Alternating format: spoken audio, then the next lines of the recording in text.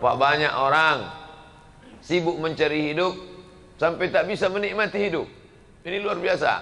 Berapa banyak orang yang sibuk mencari penghidupan yang singkat ini sampai kehidupan yang kekal abadi itu tak dapat dia cicipi. Lam yajid irfal jannah, tak bisa mencium bau surga.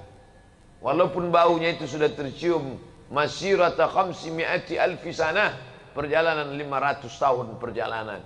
500 tahun perjalanan akan ditempuh, sudah tercium harum semerbaknya, dia jangankan masuk ke dalam, menciumnya pun tidak. Na'udzubillah. Maka ketika kita masih bisa disempat-sempatkan hidup ini, disempat-sempatkan masa bekerja ini untuk beribadah kepada Allah, inilah yang luar biasa. Singkat, pendek, tapi kalau kita salah menyikapinya, fatal akibatnya.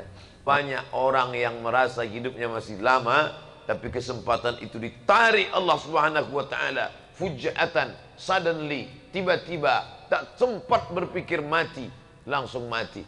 Adinda, kita untuk muda ini enggak usahlah dulu menghadap Allah. Nantilah udah agak-agak tua, udah agak-agak layu, udah pensiun.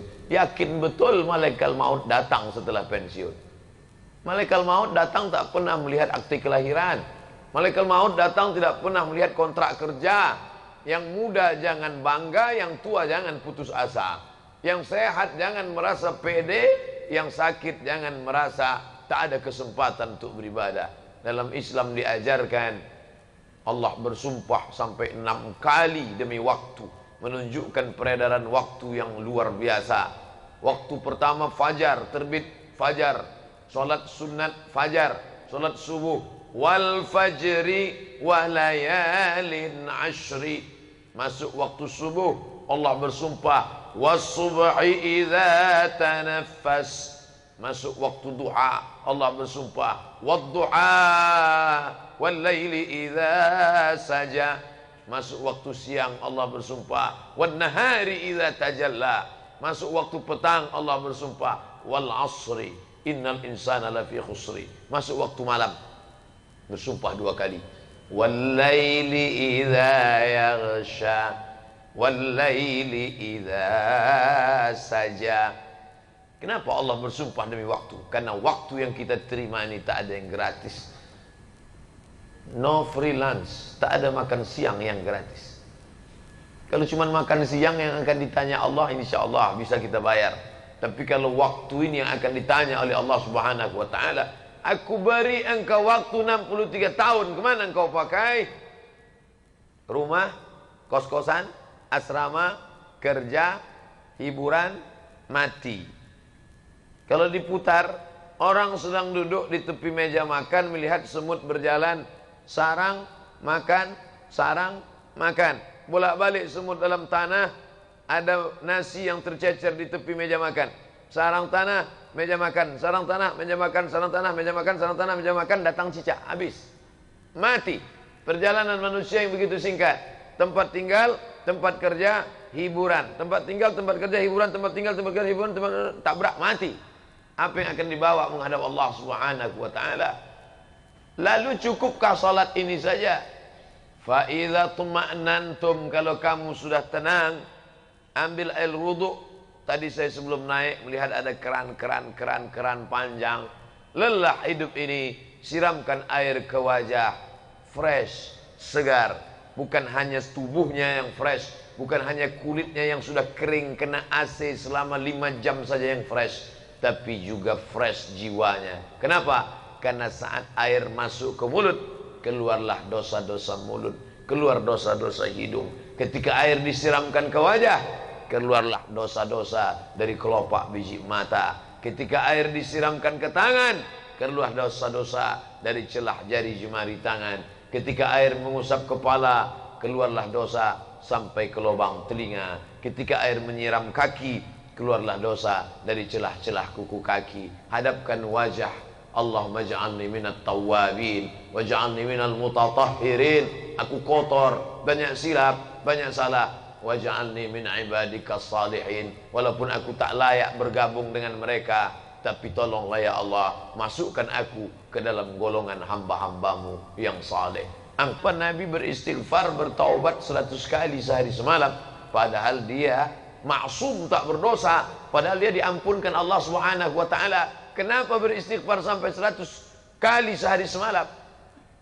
Orang beristighfar karena berzina, orang beristighfar karena minum khamar, orang beristighfar karena ghibah, gosip. Dia tak pernah gosip, dia tak pernah khamar, dia tak pernah berzina. Kenapa dia beristighfar 100 kali sehari semalam? Ternyata Nabi beristighfar bukan karena dosa-dosa besar itu. Dia beristighfar ketika hatinya lalai sejenak. Hati lalai karena sibuk dengan pekerjaan. Astaghfirullahaladzim. Saya Pak Ustadz tidak bisa berzikir karena saya bekerja melayani orang banyak, harus ngomong. Ya tentu tidak zikir di mulut, tapi hatinya tak putus. Saya tak ingin gara-gara ini nanti mulut berzikir sampai memaksakan yang tak semestinya. Nanti kawan nanya, gimana masalah pekerjaan kita di sana? Astagfirullahaladzim. Oh, enggak. Bukan itu yang saya maksud. Karena makna zikir itu zikir. Ala bidzikrillahi tatma'innul qulub. Dengan banyak berzikir, hati menjadi tenang. Mulut menyebut, hati mengingat. Yang paling bagus connect antara keduanya. Mulut menyebut, hati mengingat.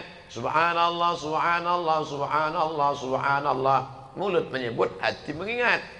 Tapi andai tidak bisa, satu saja. Mulut tidak menyebut, hati tetap mengingat. La ilaha illallah, la ilaha illallah, la ilaha illallah, la ilaha illallah, la ilaha illallah. Andai mati dalam pekerjaan itu, mati dalam keadaan husnul khatimah. Bayangkan, mati sendirian. Tidak ada orang yang membisikkan. Iya, kalau kita mati di dalam kamar, masih sempat istri anak membisikkan ke telinga, la ilaha illallah. Bagaimana kalau mati dalam keadaan kecelakaan lalu lintas, dalam keadaan pakai helm, jatuh, terkapar. Datang orang bisikkan, la ilaha, mana bisa, tak masuk suara lewat helm. Siapa yang membisikkan saat itu? Satu-satunya yang menyelamatkan adalah zikir daim yang kekal tak pernah putus dalam. Kenapa? Setan masuk bukan lewat tapak kaki. Dari mana dia masuk? Allazi waswisu fi sudur, sudur dada. Fi sudurin nas minal jinnati wan nas. Kalau yang berbisik itu nas. Nas yang berbisik. Mau kemana bro? Mau sholat. Alah ente sholat. Itu kawan kita sholat. Rezekinya makin macet, hidupnya makin susah. Kemarin sebelum sholat nggak ada apa-apa, adem ayam tentrem. Begitu sholat 2 kali, hilang helm.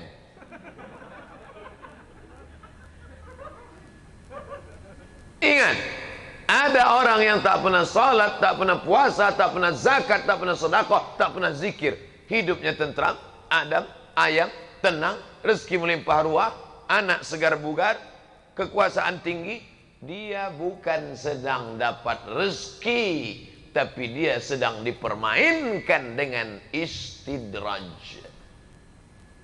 Sanastadrijuhum min haitsu la ya'lamun. Kami mainkan mereka dengan istidraj. Wa umli lahum, kuulur gajinya besar, kuulur rumahnya besar, kuulur mobilnya besar, kuulur kebunnya besar, kuulur mobilnya besar, rumah besar, kebun besar, bini besar.